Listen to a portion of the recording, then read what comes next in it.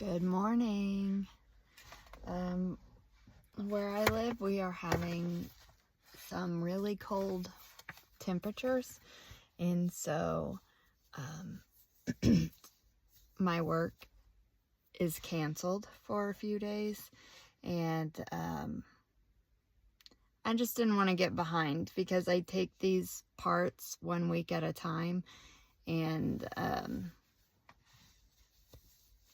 I just wanted to go ahead and record it so that I could move on to part 5 in a few days and not have to come back and record this. And because I am somewhat of a completionist, so I like sharing this, and so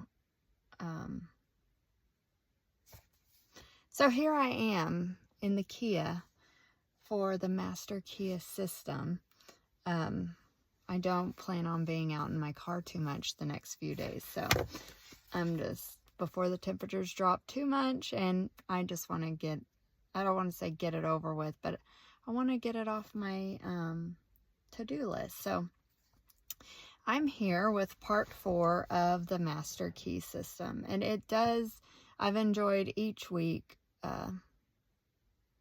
more and more. So I'm just going to start reading. This one is kind of a longer one. So part 4, number 1, the I of you is not the physical body. That is simply an instrument which the I uses to carry out its purposes. The I cannot be the mind, for the mind is simply another instrument which the I uses with which to think, reason, and plan. Number 2, the I must be something which controls and directs both the body and the mind, something which determines what they shall do and how they shall act. When you come into realization of the true nature of this I, you will enjoy a sense of power which you have never known before. Number 3, your personality is made up of countless individual characteristics, peculiarities, habits, and traits of character. These are the result of your former method of thinking, but they have nothing to do with the real I. Number 4, when you say I think, the I tells the mind what it shall think. When you say I go, the I tells the physical body where it shall go. The real nature of this I is spiritual, and is the source of the real power which comes to men when they come into a realization of their true nature. Number 5, the greatest and most marvelous power which this I has been given is the power to think. But few people know how to think constructively or correctly. Consequently, they achieve only indifferent results. Most people allow their thoughts to dwell on selfish purposes, the inevitable result of an infantile mind. When a mind becomes mature, it understands that the germ of defeat is in every selfish thought. Number 6, the trained mind knows that every transaction must benefit every person who is in any way connected with the transaction. And any attempt to profit by weakness, ignorance, or necessity of another will inevitably operate to his disadvantage. Number 7, this is because the individual is a part of the universal. A part cannot antagonize any other part, but, on the contrary, the welfare of each part depends upon a recognition of the interest of the whole. Number 8, those who recognize this principle have a great advantage in the affairs of life. They do not wear themselves out. They can eliminate vagrant thoughts with facility. They can readily concentrate to the highest possible degree on any subject. They do not waste time or money upon objects which can be of no possible benefit to them. Number 9, if you cannot do things, it is because you have thus far not made the necessary effort. Now is the time to make the effort. The result will be exactly in proportion to the effort expended. One of the strongest affirmations which you can use for the purpose of strengthening the will and realizing your power to accomplish is, I can be what I will to be. I can be what I will to be. Number 10, every time you repeat this affirmation, realize who and what the I is. Try to come into a thorough understanding of the true nature of the I. If you do, you will become invincible. That is, provided that your objects and purposes are constructive and are therefore in harmony with the creative principle of the universe.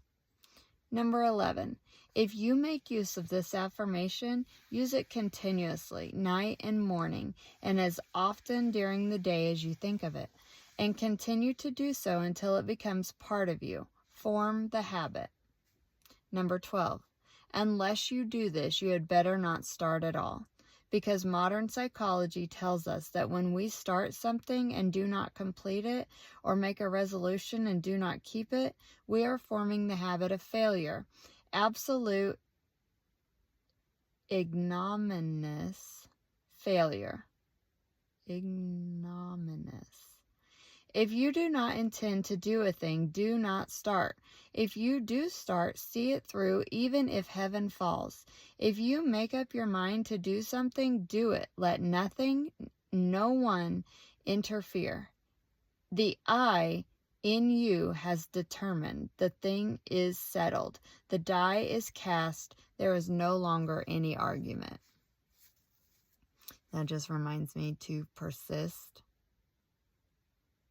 It is done. Number 13, if you carry out this idea, beginning with small things which you know you can control and gradually increase the effort, but never understand any circumstances allowing your I to be overruled, you will find that you can eventually control yourself, and many men and women have found to their sorrow that it is easier to control a kingdom than to control themselves. Number 14, but when you have learned to control yourself, you will have found the world within, which controls the world without. You will have become irresistible. Men and things will respond to your every wish without any apparent effort on your part. Number 15, this is not so strange or impossible as it may appear when you remember that the world within is controlled by the I, and that this I is part or one with the infinite I, which is the universal energy or spirit, usually called God. Number 16, this is not a mere statement or theory made for the purpose of confirming or establishing an idea, but it is a fact which has been accepted by the best religious thought as well as the best scientific thought. Number 17, Herbert Spencer said, amid all the mysteries by which we are surrounded, nothing is more certain than that we ever in the presence of an infinite and eternal energy from which all things proceed. We are in the presence of an infinite and eternal energy from which all things proceed. Number 18, Lyman Abbott, in an address delivered before the alumni of Bangor Theological Seminary, said, we are coming to think of God as dwelling in man rather than an operating on men from without. Number 19, science goes a little way in its search and stops. Science finds the ever-present eternal energy, but religion finds the power behind this energy and locates it within man. But this is by no means a new discovery. The Bible says exactly the same thing, and the language is just as plain and convincing. Know ye not that ye are the temple of the living God? Here, then, is the secret of wonderful creative power of the world within. Number 20, here is the secret of power, of mastery. To overcome does not mean to go without things. Self-denial is not success. We cannot give unless we get. We cannot be helpful unless we are strong. The infinite is not a bankrupt, and we who are the representatives of infinite power should not be bankrupts either. And if we wish to be of service to others, we must have power and more power. But to get it, we must give it. We must be of service. 21. The more we give, the more we shall get. We must become a channel whereby the universal can express activity. The universal is constantly seeking to express itself, to be of service, and it seeks the channel whereby it can find the greatest activity, where it can do the most good, and where it can be the greatest service of mankind. That's a good one. We must become a channel whereby the universal can express activity. The universal is constantly seeking to express itself, to be of service, and seek the channel whereby it can find the greatest activity, where it can do the most good, and where it can be the greatest service of mankind. I know, like, growing up in church, they used to say, like, make me a vessel, but I guess, channel, I would interchange that word, channel and vessel, work through you, so the source can work through you, be a cooperative component. There we go. Number 22. The universal cannot express through you as long as you are busy with your plans, your own purposes. Quiet the senses, seek inspiration, focus the mental activity on the within. Dwell in the consciousness of your unity with omnipotence. Still water runs deep. Contemplate the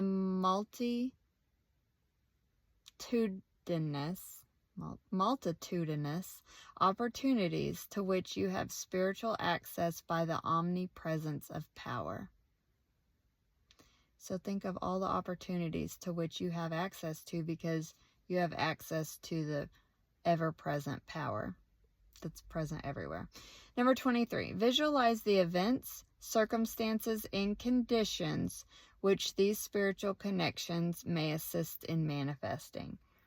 Realize the fact that the essence and soul of all things is spiritual, and that the spiritual is the real, because it is the life of all there is. When the spirit is gone, the life is gone. It is dead. It has ceased to exist. Number 24, these mental activities pertain to the world within, to the world of cause, and conditions and circumstances which result are the effect. It is thus that you become a creator. This is important work, and the higher, loftier, grander, and more noble ideals which you can conceive, the more important the work will become. Number 25. Overwork or overplay or over bodily activity of any kind produces conditions of mental apathy and stagnation, which makes it impossible to do the more important work that results in a realization of conscious power. Wow. It makes it impossible. Those things, overwork, overplay, and over bodily activity, produces conditions of mental apathy and stagnation, and that makes it impossible to do the more important work that results in realization of conscious power. We should therefore seek the silence frequently. Power comes through repose. It is in the silence that we can be still, and when we are still, we can think, and thought is the secret of all attainment. Number 26. Thought is a mode of motion and is carried by the law of vibration, the same as light or electricity. It is given vitality by the emotions through the law of love. It takes form and expression by the law of growth. It is a product of the spiritual eye, hence its divine, spiritual, and creative nature. Number 27.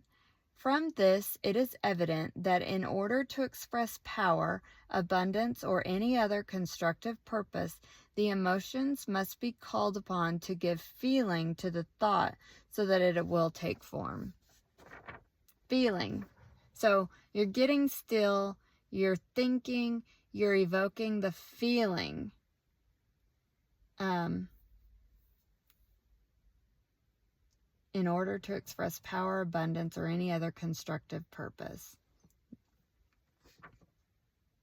The feeling to the thought so that it will take form. How may this purpose be accomplished? This is the vital point. How may we develop the faith, the courage, the feeling which will result in accomplishment? Number 2, the reply is by exercise. Mental strength is secured in exactly the same way that physical strength is secured, by exercise. We think something, perhaps with difficulty the first time. We think the same thing again, and it becomes easier this time. We think it again and again. It then becomes a mental habit. We continue to think the same thing. Finally, it becomes automatic. We can no longer help thinking this thing. We are now positive of what we think. There is no longer any doubt about it. We are sure. We know. So it's like we've heard before. It doesn't matter how long you stay. What matters is how often you get there. So like, coming back to the present moment. But this is saying like you're exercising your ability to meditate, basically. So it just, I so often hear people like not get results that they want from meditation, or say they can't, or they just don't feel anything. And it's like, yeah, you couldn't play the piano at first either, and then you practiced and you exercise. Like it's with all things. It's just, I think it's just harder for people to sit and be bored. Okay, moving on. Number 29. Last week I asked you to relax, to let go physically. This week I'm going to ask you to let go mentally. If you practice the exercise given you last week, 15 or 20 minutes a day in accordance with the instructions, you can no doubt relax physically. And anyone who cannot consciously do this quickly and completely is not a master of himself. He has not obtained freedom. He is still a slave to conditions. But I shall assume that you have mastered the exercise and are ready to take the next step, which is mental freedom. Number 30. This week, after taking, we all want mental freedom, right? Sorry, distracted. After just talking about controlling the mind. Okay, number 30. This week, after taking your usual position, remove all tension by completely relaxing. Then mentally let go of all adverse conditions such as hatred, anger, worry, jealousy, envy, sorrow, trouble, or disappointment of any kind. Number 31. You may say that you cannot let go of these things, but you can. You can do so by mentally determining to do so, by voluntary intention and persistence. I love the straightforwardness of it. Like, you may say you can't, but you can. This is all you got to do. Determined to do so. And voluntary intention and persistent. Let these things go. Let these things go. 32. The reason that you cannot do this is because they allow themselves, the reason that some cannot do this is because they allow themselves to be controlled by the emotions instead of by their intellect. But those who will be guided by the intellect will gain the victory. You will not succeed the first time you try, but practice makes perfect. In this, as in everything else. And you must succeed in dismissing, eliminating, and completely destroying these negative and destructive thoughts, because they are the seed which is constantly germinating into discordant conditions of every conceivable kind and description. And we end here with a quote from Wilmans. There is nothing truer than that the quality of thought which we entertain correlates certain externals in the outside world. This is the law from which there is no escape. And it is this law, this correlative... Please hold. Okay, I can read just by these. Okay. This is the law from which there is no escape.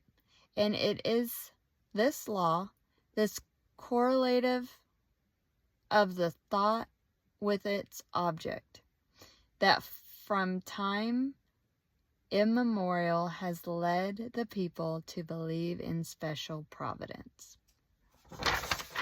All right, there was part 4. I'll be back with study questions and answers.